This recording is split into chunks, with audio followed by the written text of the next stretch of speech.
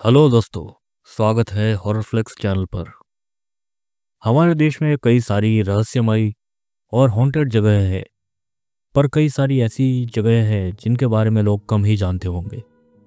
ऐसी ही जगहों के बारे में इस एपिसोड और आने वाले कुछ और एपिसोड्स में हम बात करेंगे और उनसे जुड़ी कुछ कहानियां भी सुनेंगे। आज इस वीडियो में हम जिस जगह की बात करेंगे उसका नाम है डाउ हिल्स। डाउ हिल्स पश्चिम बंगाल के कुर्सियांग क्षेत्र में स्थित है और ये जगह अपने घने जंगलों, कुदरती सौंदर्यों और अंग्रेज़ों के समय बनाई गई इमारतों के लिए प्रचलित है। डाउ हिल्स की स्थापना अंग्रेज़ों के समय अपने ठंडे वातावरण और कुदरती सौंदर्य की वजह से एक हिल स्टेशन के तौर पर की गई थी। यहाँ अंग्रेज़ अपने परिवार के साथ रहते थे और उनका बसेरा विक्टोरिया बॉयज़ स्कूल के आसपास ही था। वैसे विक्टोरिया बॉयज़ स्कूल की स्थापना 1879 में की गई थी और ये स्कूल आज भी चल रहा है। वैसे दिन के समय ये जगह जितनी सुंदर और आकर्षक लगती है, रात के समय ये उतनी ही डरावनी लगने लगती है जब यहाँ पर घना कोहरा छा जाता है। लोगों का कहना है कि शाम ढलने के बाद यहाँ कई अजीब और भूतिया गतिविधियाँ देखने को मिलती है। इससे जुड़े कई सारे किस्से हैं, घटनाएं हैं, पर सबसे डरावना किस्सा है सरकटे भूतों का। कई सारे लोगों ने इन सरकटे भूतों को देखा है और कई सारी कहानियां हैं उन्हें देखे जाने की। पर यह सब शुरू कैसे हुआ? ये सरकटे भूत है कौन? इसका इतिहास क्या है? इस बारे में कोई स्पष्ट जानकारी नहीं है, लेकिन वहां रहने वाले लोगों का कहना है कि सालों पहले डाउ हिल्स के जंगलों में कई सारी रहस्यमयी मौतें हुई थी।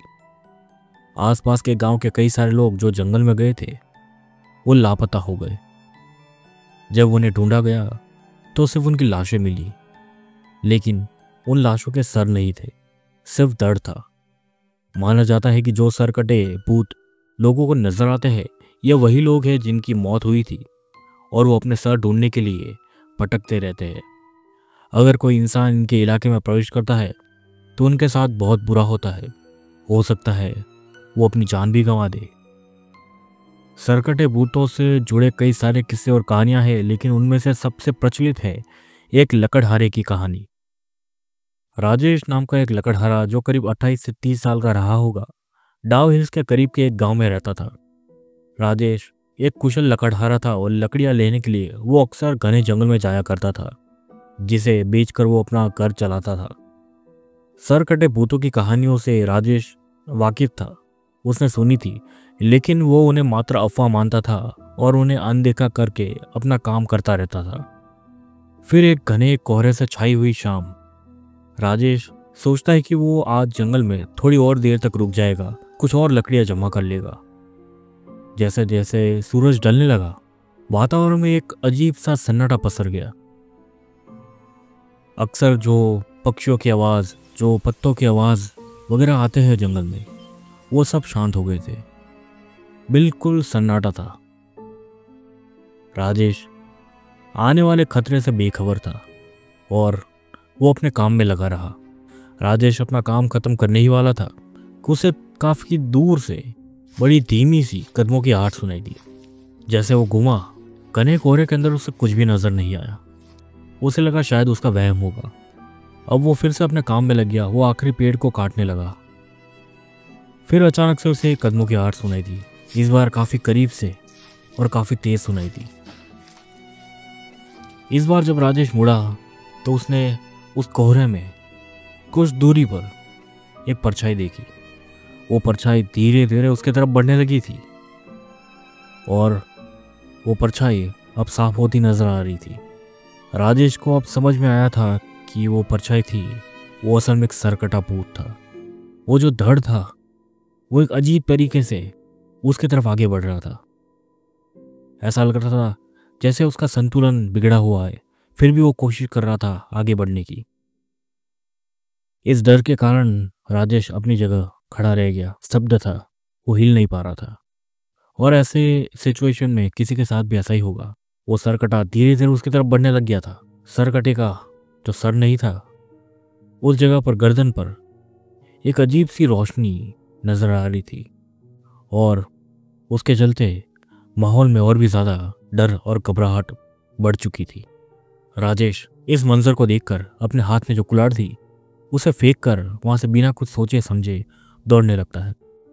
ये वो जंगल था जिसमें वो कई बार आ चुका था, इसकी हर जगह से वो वाकिफ था, लेकिन पता नहीं आज क्यों ये किसी भूल भुलैया से कम नहीं लग रहा था।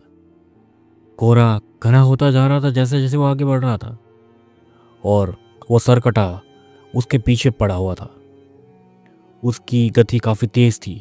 जितना तेज राजेश दौड़ रहा था वो उसके पीछे ही था। राजेश को उसके कदमों की आहट बिल्कुल साफ सुनाई दे रही थी और वो धीरे धीरे उसके और करीब आ रही थी। राजेश की धड़कन बहुत तेज हो चुकी थी। राजेश दौड़ रहा था, उसे लग रहा था कि क्यों इस जंगल का अंत नहीं हो रहा, क्यों वो बाहर नहीं निकल पा रहा। वो ये सोच ही रहा था, तभी वो जंगल के बाहर पहुंच जाता है। वो सांस लेता है और अपने गांव की तरफ दौड़ता है। वो गांव के करीब पहुंचता है और वहां जाकर वो गिर पड़ता है। वो कुछ बोल नहीं पा रहा था। गांव के कई सारे लोग आकर उसके आसपास इकट्ठा हो जाते हैं और उसकी चिंता थी उन्हें। जब आखिरकार राजेश बोलने की हालत में आया तब उसने बताया कि उसके साथ क्या हुआ। लोग उसे देख रहे थे, कुछ घबराए हुए थे और कुछ उसकी बात पर विश्वास नहीं कर रहे थे। बस वो दिन था। उसके बाद राजेश की कभी हिम्मत नहीं हुई उस घने जंगल में वापस जाने की, कम से कम अकेले तो नहीं।